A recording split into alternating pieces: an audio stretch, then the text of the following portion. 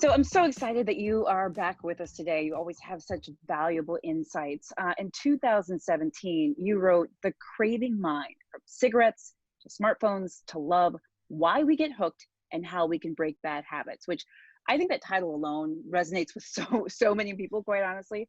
But what was going on in the world that made you want to write this then?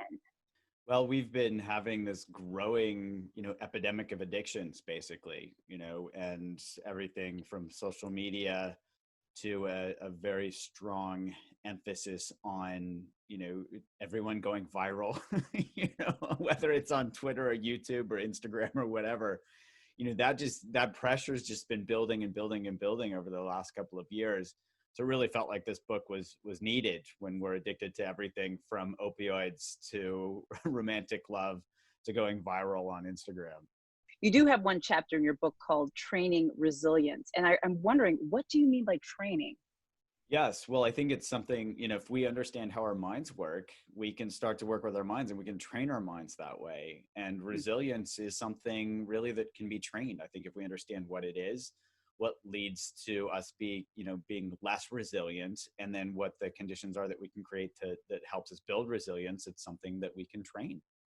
Resilience is one of these things that I personally feel is a quality that allows someone to make it or break it. Now, that's my personal opinion, and I think everybody has different opinions about what makes someone successful. But I think resilience is one of those qualities that I often find myself, I think I do okay, but even more would be even better. You know Sure. what I mean? And I think the idea that you can even train yourself to be resilient is maybe something I never thought of before. Mhm. So I mean, this is a little off topic, but do people actually even understand that this is a trainable thing, or is that really what you're trying to let people know that really has not been known before? I haven't seen it out there a lot. So I would say, that's why I included it as a chapter in the book that, Yeah, we can really train this thing, and yeah, it starts with just understanding, what actually leads us to not be resilient, So if you think of resilience as, I like the simple definition of elasticity, where we can yeah. bounce back from things. Hmm. If you think about it, everything from anxiety to, the worries about the future to uncertainty, all of that stuff can start to feel very, very heavy and very weighty, where we feel like we've got the weight of the world on our shoulders, whether it's, trying to help our children navigate school or, you know, Right. or just safety for our families, with Hmm. regard to, the pandemics or anything like this. There's tons Right. of stuff that's really uncertain. And any one piece might feel like, okay, this isn't that heavy. But as we add it all together, that starts to get really, really heavy. And then as the weight, of the world, so to speak, or feels like it's really heavy, it's harder to bounce back. And so, as we Right. carry this stuff around on our shoulders, it makes us less resilient. The chapter actually starts with a parable of two monks, which I'm really interested in this, and the idea of ethical circumstantial decision making. So, what's that story? Tell us about that.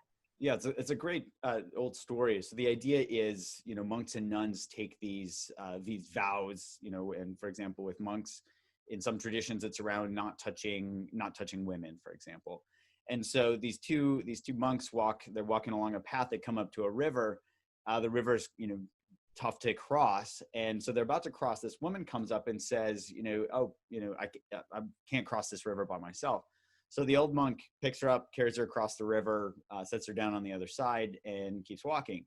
The young monk, he quickly crosses the river, catches up with the old monk. They're walking along, and the young monk, you can just see the smoke coming out of his ears. He's like, you broke, he's thinking like, you broke your vows. Right. I can't believe, oh my God, you're Yeah. such a bad monk. Yeah. Right. Right. Right. And so Bad they, monk. they Bad they monk. get down the path far enough, and the young monk finally just explodes and, unloads on the old guy and says, I can't believe you did blah, blah, blah. And the old guy says, oh, well, I clearly put her down, a long time ago, but you're still carrying her around. uh, Huh. so that's the idea, is that, just these mental things. The idea of taking a vow is, Mm. it's geared toward helping somebody help, develop kindness and help other people. And so, Mhm. so from an ethical standpoint, this old guy, he's like, okay, somebody needs help, I'm going to help this person out. and, puts it down. Whereas this young guy, he's just ruminating on this thing. And that's what actually builds up his weight on, to the point where he can't shoulder that burden anymore. So there's a great example of elasticity, working with what is and working with the current circumstances, knowing what your guide is, like what your guiding light is, as compared to somebody that's like taking something as dogma or codified and then making that become, a thing when it doesn't have to be a thing. That's so interesting. So now I really want to know this circumstantial decision-making concept is fascinating. I want to know what you think about how that applies to the world that we're living in, which includes unemployment, a pandemic, trying to find a vaccine, kids and schools, and even like the thought of our future lives, right? Are couples going to actually be able to have a wedding celebration in the next couple of years? Are graduations going to be held? So how does that concept apply to this state of uncertainty that we're living in now? Yeah, well, if you take this even from the lens of resilience, we can look to see what is it that is weighing me down. And a lot of this has to do with how far out we're projecting into the future and how much we're worried and afraid of and, making decisions based on these fear things. You can see how heavy those weights are. Oh no, am I going to be able to have a wedding in a year? Well, the world is changing pretty rapidly. So the true answer is who knows, right? And so if you look at it as somebody starts, oh no, my wedding, and then they just pile on worry after worry after worry. That's like that young monk, just stacking themselves up with worries. So, or they could take it, like this resilient old monk, and they say, oh, well, I don't know what's gonna happen in a year. What do I need to do right now? What do I need to do today? So how we can apply this right now is, how much are we starting to spin out into the future? How heavy does that feel as compared to where do we have enough information to make decisions right now so that we can make the best decisions that we can right now? And we can also be elastic. Okay, I made a decision, this is what the consequence was. I can learn from that instead of beating myself up over, oh, that was a terrible decision, because things change all the time. So as we can remember, things are constantly changing. We can learn to be resilient through all of this and be elastic as we're bumping around, because nobody really has a good roadmap for what to do next. And that's such a good point, right? Nobody has a good roadmap. Even the scientists, they're trying to put together a roadmap for us, but even they talk with uncertainty.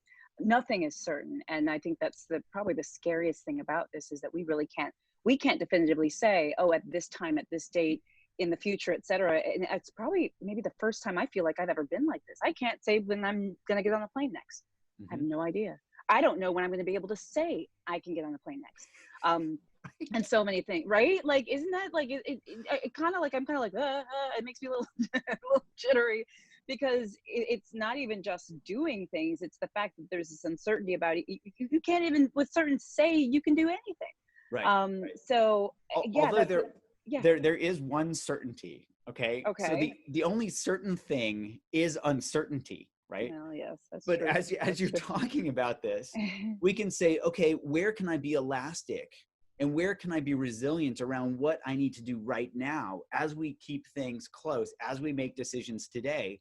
And we can look to see, what does that feel like? Okay, I'm going to make a decision now as far as I need to. And what does it feel like to let go of the stuff that I don't have control over? So what's that like as you kind of chew on that in terms of even getting on a plane? Yeah, I'm gonna chew on that for a little bit. And again, I always love talking to you because it feels like a personal therapy session. But I kind of think, oh, when am I gonna go on a date again? Gosh, would that be 2023? Would we look at 2024?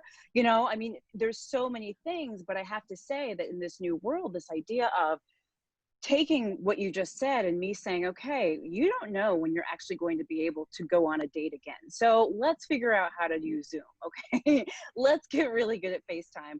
And I do think, obviously, you're the expert, but I do see how it's almost like releasing. It's almost like releasing control and saying, you know what, I don't know. So let's work with what I have. Well, you bring up something really interesting. As we let go, right? So think of holding on to something really tightly, something that we don't actually have control over. The likelihood that we're actually going to make that mark is pretty low, right? Right. But as we start to let go, that opens up possibilities. So we're likely to not only be open to new things, but we're going to be aware, oh, how can I, how can I be open to seeing new possibilities, something different?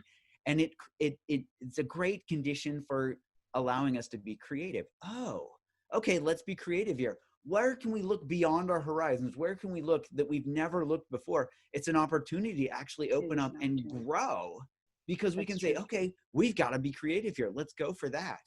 And I'll just say this, like medicine, look at medicine, even as an example, couldn't see patients in the office, right? Had to shut that down. So literally with the leadership of my department, not my leadership, but the leadership of our department, we went to telemedicine. Like, honestly, I had always, it's not that I had a negative view about telemedicine, but I was always like, I don't know if you can see patients through the phone. I don't know. And all of a sudden I am like, telemedicine queen. I'm like, hello, how can I help you? And it's totally opened my mind about really what's possible. And I now know, obviously, that there are a lot of benefits of telemedicine. So anyway, Jud, thank you for that, and reminding us that when we release sort of our rigidity about certainty, it sometimes allows us to be more creative. I'm still going to work on the dating stuff, the creativity with that. I'll give you an update on that. Okay, so let's talk about paying attention to our habits. So you write in your book that paying attention to our habits allows us to break our habits, which is so interesting as a concept. I think that's a little bit hard to fathom for a lot of people in the abstract, or maybe it's simply difficult to do. Now, last time we talked about my Pop-Tart obsession, right? And I have to be honest with you, I was like, you have to stop buying Pop-Tarts. But I'll be part of the hardest part, and I think the most almost shameful part, was actually acknowledging to myself that I ate way too many Pop-Tarts. It's not pleasant to do. So what do you say about that? Well, that's the key to changing behavior, is really paying attention to what the results are. So let me ask you, you're more personal therapy, you're like, just right? do it anyway. Just do it. Right. Make it so happen. what's it feel like when you don't, so I've literally had, I don't know how many patients say, I eat the whole ice cream thing, and then I dig up the garbage in the garbage can and I put it at the very bottom so that the rest of the family can't see that I just did that. Right. So there's this shame thing where they just don't want to acknowledge what they just did. But that's exactly what they need to do, is pay attention to the behavior. What did they just do? Yeah, it's shame. I'm embarrassed because I can eat a box of Pop-Tarts and not even think twice about it. But yeah, it's too much sugar. It's not healthy. I'm a doctor. I'm supposed to be, modeling good behavior. I'm supposed to be giving people, health and nutrition advice. And yeah, no, it feels shameful. Yeah. So take that piece, now add to it. How does it feel when you eat healthy food versus your box of Pop-Tarts? Which one feels better? I'm proud. Physically? I feel proud. Oh, well, no, okay, yes, the vegetables feel better. But honestly, I get so much joy from Pop-Tarts. Yeah. That's probably not the right answer. But yes, I do feel better physically and mentally, which I think is a big part of the physical aspect for me too. Okay, so let's unpack this, because there's actually, so this isn't about demonizing Pop-Tarts, right? But this is about looking at this cause and effect relationship. So when I eat a whole box of Pop-Tarts, it might feel different than if I have a Pop-Tart and actually truly enjoy it. But the key there is paying attention. So when and I actually had a friend, Dana Small, she's a food researcher at Yale, where she put people in a PET scanner and she scanned their brains as she fed them chocolate. So, and then she said, how good is this? And she fed them their favorite chocolate. They're like, this is great. I'm getting paid to eat chocolate, And then as they ate chocolate, it went from good, awesome, to like, stop, this is awful, this is horrible. But she was forcing them to pay attention as part of the experiment. They had to tell her, how good is this? So your mission, should you choose to accept it, is like, as you eat the Pop-Tarts, right? Eat a Pop-Tart each bite and ask yourself, okay, how little is enough? Is this bite enough? And where does that plateau happen in terms of joy, the Pop-Tart joy? And where does it start to tank in terms of like, I really didn't need that last bite. It didn't actually make this more satisfying. Guaranteed that it will go off the edge. And if you don't pay attention, it'll happen exactly as you described it. 1 box, 2 box, 3 boxes. The grocery store's like, oh, here's the Pop-Tart lady coming back. You're like, oh, there she comes, right? She'll be back next week. Yeah.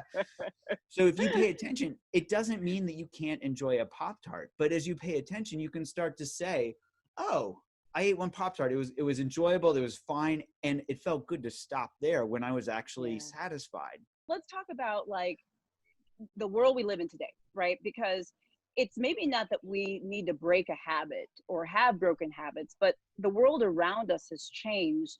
So in some ways, for some of us, the world has broken some habits for us, whether we liked it or not, whether we asked for it or not, whether we want it or not. What does this do to how or what we pay attention to? And maybe this goes back to the control thing and the uncertainty thing, but now the kind of the world is in control. So for better or for worse, some of our habits have been broken for us. Yeah, so let's talk about for worse first, because we've also heard of the quarantine 15, right? Yes.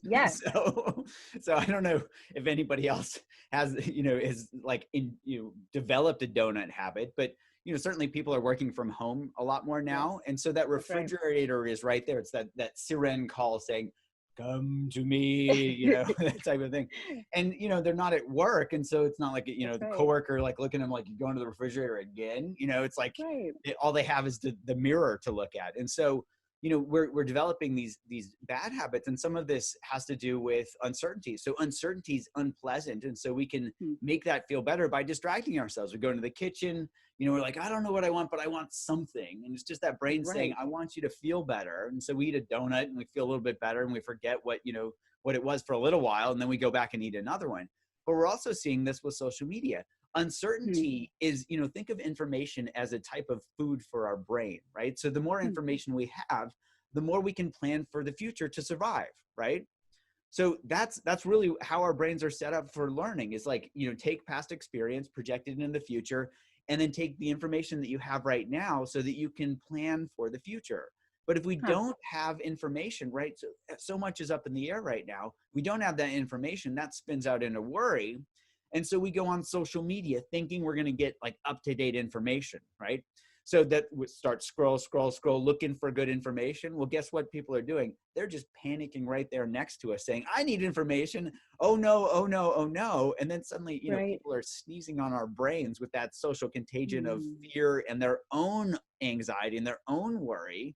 That where we've gone to get information, it's actually just getting us, one, addicted to going on social media, because every now and then we'll get that hit of like a news, breaking news story. But the rest of the time, we're just like distracting ourselves, or getting fed with more anxiety. That's crazy. And that's really real life, right? Because so many people have had to, people we know say, I'm going to take a break from social media. I'm going to log off for a while, guys. I'm going to take a tech break. And I think it's good that people are doing that, but I think we can all relate to that feeling of fear, compounding fear, and so many other things. I want to skip a little ahead I want to stay on the topic of breaking habits, because that is a habit, the idea of scrolling or reflexively scrolling or scrolling impulsively when we have a fear or a this or that, looking for information, feeding our brain, perhaps, as you described. So when it comes to trying to break a habit, you point out that it's often where we see or understand more fully how automatic something can become. And I especially think of like, automaticness, whatever the word is for that, but especially with scrolling and stuff. Can you explain that concept? Well, so I think you might have even just given a good description of it. This is where, when the Pop-Tart goes in and there's no conscious awareness of it, and the conscious awareness like starts to open up when we're like, how did the box get empty? The Pop-Tart thief came again. So that's what the automaticity is about, is like we wake up afterwards, whether it's the scrolling or the eating or the, checking our newsfeed or whatever. That's the piece that actually starts to break the cycle, is just waking up first and seeing, oh, I am actually in a habit loop. I'm in a cycle. If we don't see it, we're going to keep scrolling. We're going to keep eating. Interesting. Now, what is habitual hardening? You talk about that. So what is that?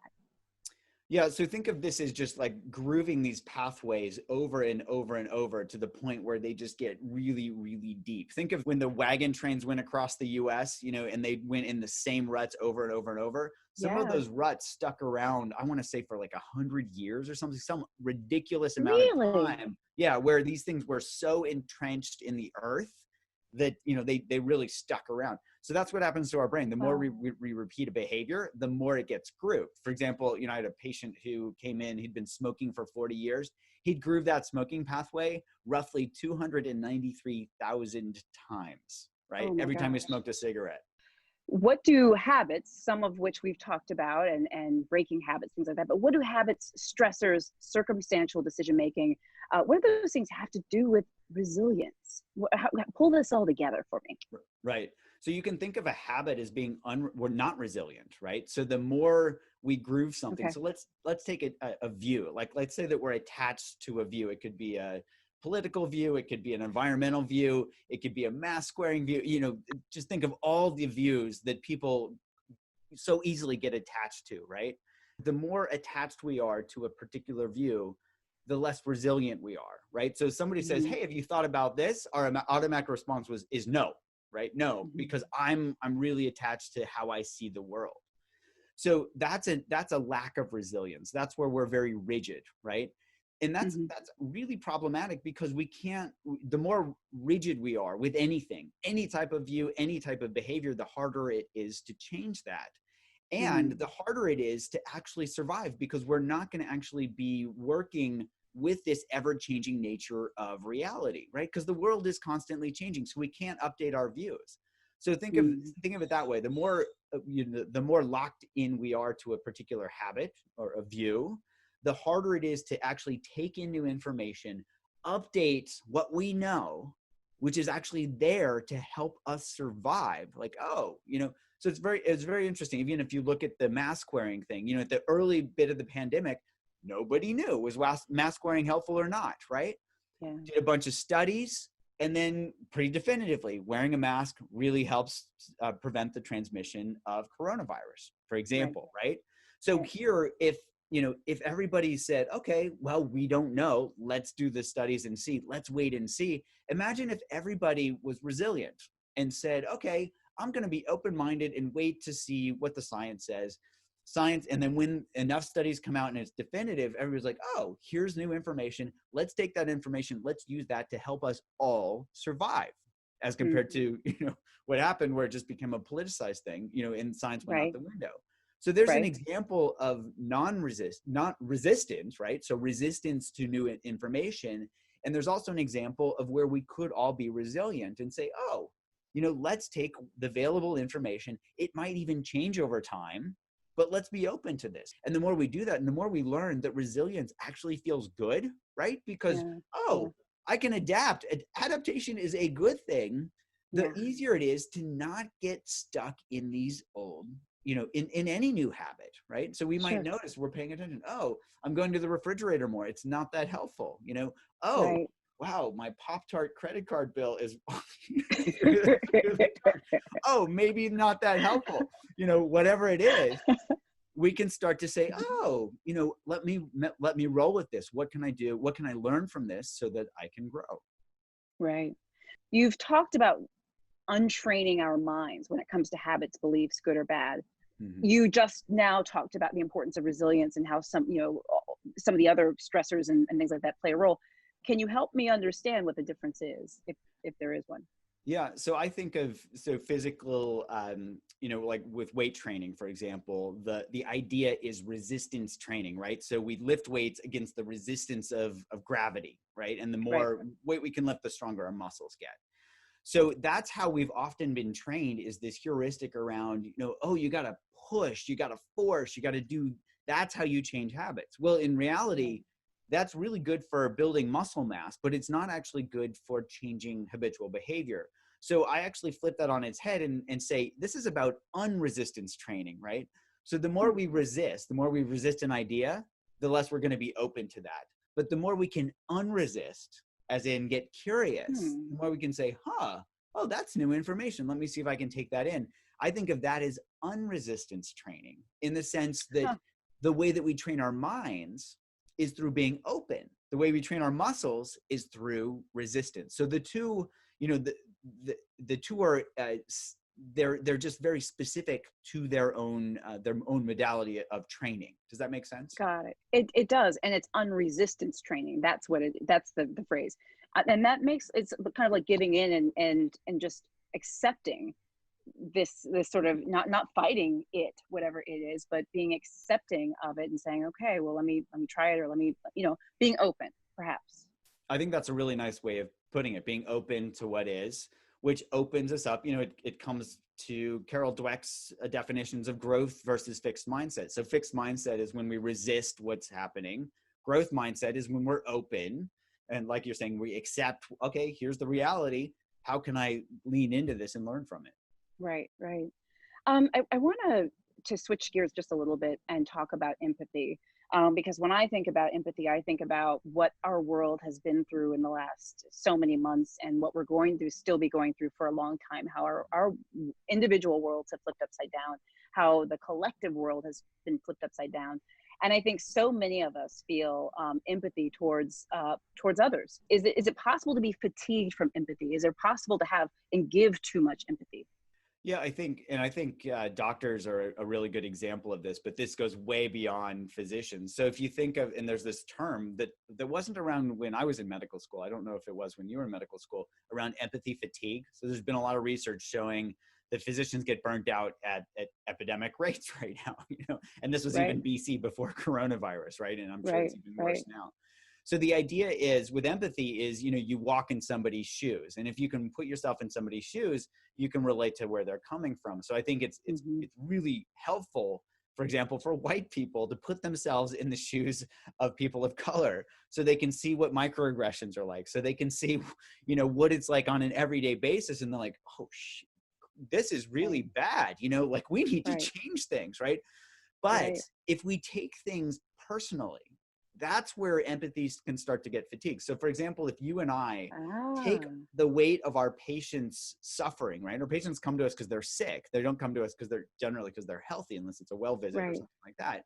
So if we take that weight on and we're working, 40, 60, whatever, 80 hours a week, that's a lot of suffering that we're taking on where it weighs us down, right? So we start to get the weight of the world on our shoulders. And then, surprise, we get burnt out. So the right. key here is to be able to step in somebody's shoes, but not take it personally. So the way I think of this is flipping this from empathy. So we still need to be able to be with that suffering, but not take it personally. So we flip from empathy to compassion. So compasio literally means to suffer with. So we're Mm, still with that. We're still in somebody's shoes, but we're not taking that personally. So when we take suffering personally, it's painful, and our natural reaction is to push it away, to protect ourselves. So this is where we, become callous, we depersonalize, we do all this stuff that's naturally, self-protective. But if mhm. we're not worrying about ourselves because we're not taking this on personally, then we can be with as much suffering as there is. And the beauty of that is so you tell me what naturally arises when you see somebody suffering. What do you naturally want to do? Help. And we Yeah. have all this energy to help because we're not worried about taking things personally. So the more we can Mm, learn to notice the difference between when we're taking something personally and when we're able to not distance ourselves, but notice what it's like to take things personally, let go of that piece, still be with the suffering, then that compassion can shine forward and we mm, don't get stuck in empathy and empathy fatigue. And of course, this is mm, where, my lab's been studying this a lot. This is where mindfulness training comes in. So we can mhm. train physicians to become mindful. And there are studies out of University of Rochester. My lab just published a study with app-based mindfulness training program where we actually got a 50% reduction in certain aspects of physician burnout simply by Wow. teaching them mindfulness. So, there's Wow. even good scientific evidence behind awareness helping people shift from empathy to compassion and Mm. really it's allowing that compassion to naturally shine forth and just not get caught in the empathy fatigue trap. Just before we close, I want to go back to resilience because this is a topic that, again, I want to just focus on moving forward and resilience today and resilience now. 2020 has been near impossible for so many of us, right? For Mm-hmm. different reasons: uncertainty, breaking of habits, good, bad, the world breaking our own habits, whether we ask for them or not, unemployment, sickness, protests. So, how do we apply resilience to a year? And you've spoken a little bit to this, but I wanted to ask discreetly: how do we apply resilience to a year that's been largely burdensome for so many people? Yeah, it's a really good question. So here I would say it starts with really, some self-reflection and really seeing, well, first just understanding what the concept of resilience is. It's about this elasticity. And if we can Right. understand the concept, then we can start to apply it immediately in our lives. Where am I rigid? Where am I resisting something? Where am I pushing back instead of opening up? Where am I creating barriers? Where am I creating, us versus them versus all of Mm-hmm. us together, right? So the us Mm-hmm. versus them is resistance. We're all in this together is resilience. Like how can we all work together? How can we be creative? So I think as we just understand that simple concept, we can start to immediately see all the places where we are not resilient, where we are actually resisting in the world. Right. And then we can just start to bring awareness to that and ask ourselves, how's that going? Is that Right. working? And no matter Sure. where we are, we can step back and say, okay, is this helping me? Is this helping everybody else? Or is this actually taking a lot of energy, causing confusion, causing divisiveness, right? And those Mm-hmm. things will be those outcomes that will tell us, hey, and help us set us and say, okay, if this is working, great, keep going. And truly working, like not with blinders on, but really paying attention. Right. And if it's Right. Right. not Right. working, we can step back. And if it is Mm-hmm. working, like, oh, what's it feel like to work together? What's it like to open to new Mm-hmm. ideas? What's it like to, rest in the uncertainty of not knowing? Oh, Sure. okay, I can do this. The more we do that, the more it feels good, and the more that will naturally groove in our brains. Interesting. And along those lines, I mean, I think a big thing that you've just talked about, you've been talking about this whole session is, I guess, maybe the concept of being rigid or sort of fighting against, right? Um, what are some other factors that impede resilience, say, besides that one? I mean, I can imagine that's probably a main one. We fight against change and openness, but are there other factors as well that fight against resilience? Well, I would say Make one it that hard? I would say one that we're seeing today is just there's this, we have such a animal instinct toward, it's think of it as tribal psychology, which was Mm, set up as a survival mechanism, right? Well, if there's this tribe over there, we don't know if they're going to come and, give us food and work with us, or come and attack us, right? So there are these very core mechanisms that we just automatically revert to without even paying attention. So the other thing I would say is look to see where we are enacting some type of tribal psychology in terms of us, them, mm, right?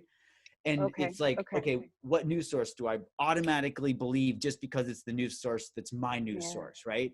You Yeah. know, Yeah. um, what is it that I'm just automatically leaning to and accepting as the right thing, as Right. compared to stepping back and saying, oh, is this the right thing? I think that type of assumption is getting in the Mm, way of us being open, and just mm. simply turning the lens toward that and saying, oh, is this actually true? Or is this just me doing this because it feels comfortable and known? Yeah.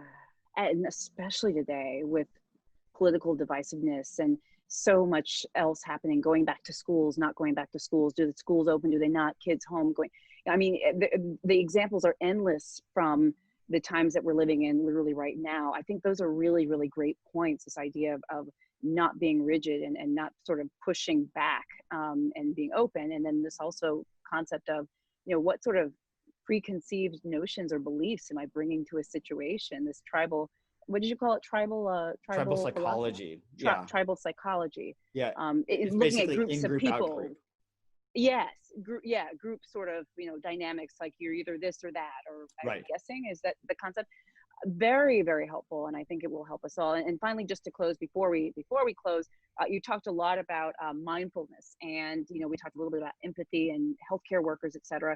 Do you have any additional advice for physicians and medical staff who've been on the front lines of the crisis? You talked about mindfulness, and that anything else maybe to help some of our colleagues that feel burned out? Well, I would say with that, just notice, take care of yourselves. It really starts, Mm, if we don't build a foundation for ourselves, we can't help anybody else. So, it's true. basic things that everybody knows, but I think it's worth repeating, like make sure Sure. you eat well, make sure, Right. limit yourself to one Pop-Tart a day or something. I'm kidding. Um, get sleep, get exercise when you can. But Right. importantly, throughout the day, even in our jobs, we can take a moment to take a beat and say, okay, Yeah. let me just take a couple of deep breaths, pay attention to this, calm down my physiology. That's going to help me. It's going to help my patients. It's going to help me not, bring anxiety in as a social contagion into my exam rooms with my Sure. next patient, or even on the phone if I'm doing telemedicine or something like that. Right. So just Right. taking a beat throughout the day, moments, 10 seconds, 15 seconds, 20 seconds, short mindfulness exercises can be really, really helpful here. And it's not like we need, we're like, I don't have time for this. I have time for 20 seconds, and the Right. payoff is much greater. That return on investment is huge.